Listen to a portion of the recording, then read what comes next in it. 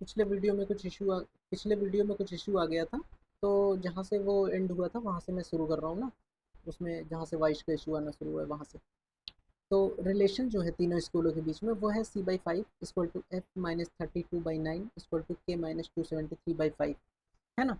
तो अब जैसे फ़ारेनहाइट में दे देता है, सेल्सियस में पूछता है, या केल्विन में दे देता है, फ़ारेनहाइट में या सेल्सियस में पूछ लेता है, तो आपको क्या करना है, केवल दो चीज़ें उठानी है, जिसमें पूछा है जो दिया है उस दोनों को उठा के और वहाँ पे उसका वैल्यू पुट करके और दूसरे का मान निकाल लेना है।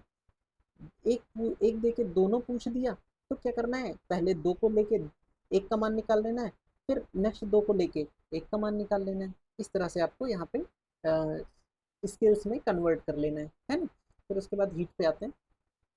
हीट क्या है? Heat is a energy which transfer from one system to another system as a result of their temperature difference. मतलब हीट फ्लो होने के लिए सबसे ज़्यादा इंपॉर्टेंट क्या है? Temperature difference. यदि T1 और T2 दो टेम्परेचर है तो जो भी ज़्यादा वाला टेम्परेचर है उससे हीट कम वाले टेम्परेचर की तरफ जाएगी। ये ध्यान रखिएगा, T1 अगर ज़्यादा है तो T1 से T2 की तरफ जाएगी, है ना। Heat always flows from high temperature to low temperature. Heat का यूनिट क्या होगा? जूल होगा और कैलोरी होगा। एक कैलोरी बराबर 4.18 जूल होता है, ठीक है। टाइप्स ऑफ हीट क्या होगा? Sensible heat. सेंसिबल हीट जिसे हम सेंस कर सकते हैं, सपोज करो अगर 25 डिग्री पानी है, अगर वो 100 डिग्री पानी बन रहा है तो यहाँ पे जो हीट लगी इसे यहाँ से यहाँ तक ले जाने में, उसे आप 25 डिग्री वाले पानी को, ठंडे पानी को टच करके बता सकते हो, 100 डिग्री वाले को बता सकते हो कि भाई ये 100 डिग्री है, ये 25 डिग्री है ना। लेकिन अगर यही 25 डिग्री से हम यही 100 डिग्री से हम 100 डिग्री गैस या वेपर बनाए, तो क्या ये 100 डिग्री गैस और 100 डिग्री पानी में डिफरेंस बता पाओगे आप? टेम्परेचर में नहीं बता पाओगे। बट यहाँ पे भी हीट गई है, तो ये जो हीट है जिसे हम सेंस नहीं कर सकते, इसे बोलते हैं लेटेंट हीट। और यहाँ पे क्या हो रहा है, ये लिक्विड है, लिक्विड से गैस बन रहा है, मतलब फेस चेंज हो रहा है। तो यहाँ पे सेंसिबल हीट में कोई फेस चेंज नहीं हो रहा है, जस्ट केवल टेम्परेचर राइज हो रहा है। लेटेंट हीट में टेम्परेचर राइज नहीं होता, without change in temperature face change होता है, phase of a substance changes, है ना। तो ये दोनों में यही बेसिक डिफरेंस है। तो ये सेंसिबल हीट होती है, ये लेटेंट हीट होती है। Q बराबर ml, ये दोनों के बीच में रिलेशनशिप होता है। चेंज इन फेज तीन तरह से हो सकता है, सॉलिड से लिक्विड हो सकता है, या लिक्विड टू सॉलिड हो सकता है, लिक्विड से गैस हो सकता है, या सॉलिड टू गैस हो सकता है। यही तीन चेंजेस हो सकते हैं।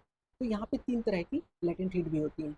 एक को हम कहते हैं लेटेंट हीट ऑफ फ्यूजन, जो सॉलिड से लिक्विड में कन्वर्ट कर दे, फ्यूज कर दे, मेल्ट कर दे, latent heat of fusion. Latent heat of vaporization, जो वेपराइज कर दे, लिक्विड को गैस में कन्वर्ट कर दे। और लेटेंट हीट ऑफ सब्लिमेशन, जो सब्लिमेट कर दे, सॉलिड से सीधे गैस में कन्वर्ट कर दे, है ना। तो ये सेंसिबल हीट, लेटेंट हीट हो गई, खत्म। मोड्स ऑफ हीट ट्रांसफर तीन तरीके से होता है, कंडक्शन, कन्वेक्शन, रेडिएशन। तो कंडक्शन क्या होता है? डायरेक्ट कांटेक्ट के थ्रू जो हीट ट्रांसफर हो रहा है वो होता है कंडक्शन। कोई भी रॉड है, रॉड को एक तरफ से गर्म किया, दूसरी तरफ भी गर्म हो गई, तो ये जो हीट ट्रांसफर हुई यहाँ पे, ये डायरेक्ट कांटेक्ट में, एक मॉलिक्यूल से दूसरे मॉलिक्यूल, दूसरे से तीसरे, तीसरे से चौथे, इस तरह से। लेकिन ये मॉलिक्यूल अपना प्लेस नहीं छोड़ रहे, ये केवल वाइब्रेशन करके एक दूसरे को हीट ट्रांसफर कर रहे हैं। ये वाला जो प्रोसेस है इसे बोलते हैं कंडक्शन। कन्वेक्शन क्या होता है? Heat transfer through the movement of fluid. यहाँ पे फ्लूइड का मूवमेंट होगा, यहाँ पे मॉलिक्यूल्स का मूवमेंट नहीं हुआ, यहाँ पे फ्लूइड का मूवमेंट होगा। कोई भी चीज़ गर्म कर रहे हैं हम पानी में, तो वो क्या होता है, गर्म वाला ऊपर चला जाता है, ठंडा वाला नीचे चला आता है, फिर गर्म वाला ऊपर चला जाता है, फिर ठंडा वाला नीचे चला जाता है। ये प्रोसेस तब तक होती रहती है जब तक पूरा गर्म नहीं हो जाता। तो ये जो प्रोसेस है ये कन्वेक्शन है। यहाँ पे heat transfer in solid, conduction. Convection, boiling of water, warm air rise, cool air sink, geography में आपने कॉन्सेप्ट पढ़े होंगे, वहाँ वाला वो कन्वेक्शन है। रेडिएशन क्या होता है? Heat transfer by radiation through electromagnetic waves. मतलब मीडियम की ज़रूरत नहीं होती है, जैसा कि आपने पढ़ा होगा। सन जो वार्म कर रहा है अर्थ को, वो रेडिएशन के थ्रू कर रहा है ना। अब आते हैं स्पेसिफिक हीट पे। स्पेसिफिक हीट क्या है? Property of material. Property of material, property of material, not a type of heat. ध्यान रखिएगा, property of material, specific heat. Quantity of heat required to raise the temperature of 1 gram, 1 gram का 1 degree, 1 gram 1 degree, 1 gram का 1 degree बढ़ाने के लिए जितनी heat की ज़रूरत है उसे बोलते हैं specific heat. Material to material vary करेगी, सी बराबर Q by m into delta T, कितने से कितना बढ़ाया, वो होता है स्पेसिफिक हीट। ठीक है। अब फिर उसके बाद कुछ कॉन्सेप्ट पे आते हैं, जैसे मेल्टिंग हो गया, मेल्टिंग का रिवर्स होता है फ्रीजिंग। मेल्टिंग क्या करता है, सॉलिड से लिक्विड में कर देता है। फ्रीजिंग क्या करता है, लिक्विड से सॉलिड में कर देता है। अब सॉलिड से लिक्विड करने के लिए चाहिए अपने को हीट, तो मतलब यहाँ पे हमें हीट देनी पड़ती है। लिक्विड से सॉलिड में आने के लिए इसे हीट लॉस करना पड़ता है, हीट बाहर निकालनी पड़ती है। मेल्टिंग, मेल्टिंग पॉइंट क्या होगा, मेल्टिंग और फ्रीजिंग, मेल्टिंग जो मेल्ट हो, फ्रीज जहाँ पे फ्रीज हो। मेल्टिंग और फ्रीजिंग पॉइंट दोनों सेम होते हैं। जैसे वाटर 0 डिग्री पे ही बर्फ से पानी बनता है और पानी से बर्फ बनता है, दोनों 0 डिग्री पे काम होता है, तो दोनों बराबर होते हैं। मेल्टिंग पॉइंट क्या होता है, जहाँ पे सॉलिड कन्वर्ट हो जाता है लिक्विड में। फ्रीजिंग पॉइंट क्या होता है, जहाँ पे लिक्विड कन्वर्ट हो जाता है सॉलिड में। एटमॉस्फेरिक प्रेशर होना जरूरी है, ये ध्यान रखिएगा, है ना। तो अब यहाँ पे 2-3 चीज़ों के मेल्टिंग पॉइंट दिए हुए हैं, जैसे आइस का 0 डिग्री होता है, वैक्स का 63 डिग्री होता है, आयरन का 1535 डिग्री होता है। अब ये आयरन इतना ज़्यादा मेल्टिंग पॉइंट दिखा रहा है, इसका एक रीज़न है। High melting point shows high molecular attraction between molecules. 1535 degree दिखा रहा है, मतलब हमें बहुत ज़्यादा हीट देनी पड़ेगी। बहुत ज़्यादा हीट देने का मतलब है जो उनके बीच में बॉन्ड था ना, वो बहुत अच्छा था, उसे तोड़ने के लिए हमें बहुत ज़्यादा हीट देनी पड़ी, है ना। तो हाई मॉलिक्यूलर अट्रैक्शन दिखाता है मॉलिक्यूल्स के बीच में। सेकंड कॉन्सेप्ट आता है बॉइलिंग या वेपराइजेशन का और कंडेंसेशन का।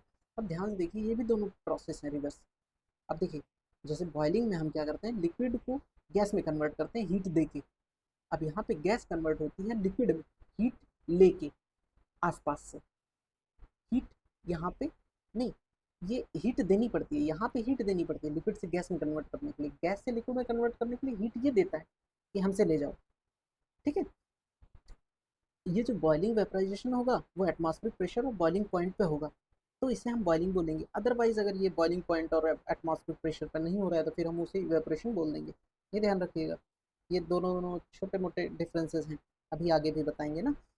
तो यहाँ पे कुछ चीज़ों के बॉइलिंग पॉइंट दिए हुए हैं, जैसे अल्कोहल का 78 डिग्री, वाटर का 100 डिग्री, मरकरी का 357 डिग्री, है ना। फिर उसके बाद आता है कॉन्सेप्ट सब्लिमेशन का। सब्लिमेशन क्या होता है, सॉलिड का सीधे गैस में बदल जाना, हीट होके गैस का सीधे सॉलिड में बदल जाना कूल होके, ये कहलाता है सब्लिमेशन। कुछ ऐसे मटेरियल्स होते हैं जो इस तरह की प्रॉपर्टी शो करते हैं, जैसे ammonium chloride, iodine, camphor, naphthalene, ये सारे सब्लिमेशन वाला प्रोसेस शो करते हैं, सीधे सॉलिड से गैस, है ना। फिर आता है तीसरा कॉन्सेप्ट इवेपोरेशन का।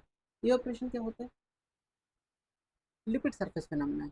ए भैया, पूरे बॉयल होता है तो लिक्विड सरफेस पे थोड़ी ना होता है, केवल बॉयल तो पूरा होता है ना, पूरा का पूरा। लेकिन ये जो है, ये सरफेस फिनोमेना है, ये केवल सरफेस वाला वाटर ही इवेपोरेट होगा, और किसी भी टेम्परेचर पे होगा। यहाँ बॉइलिंग टेम्परेचर पे होगा, यहाँ किसी भी टेम्परेचर पे होगा।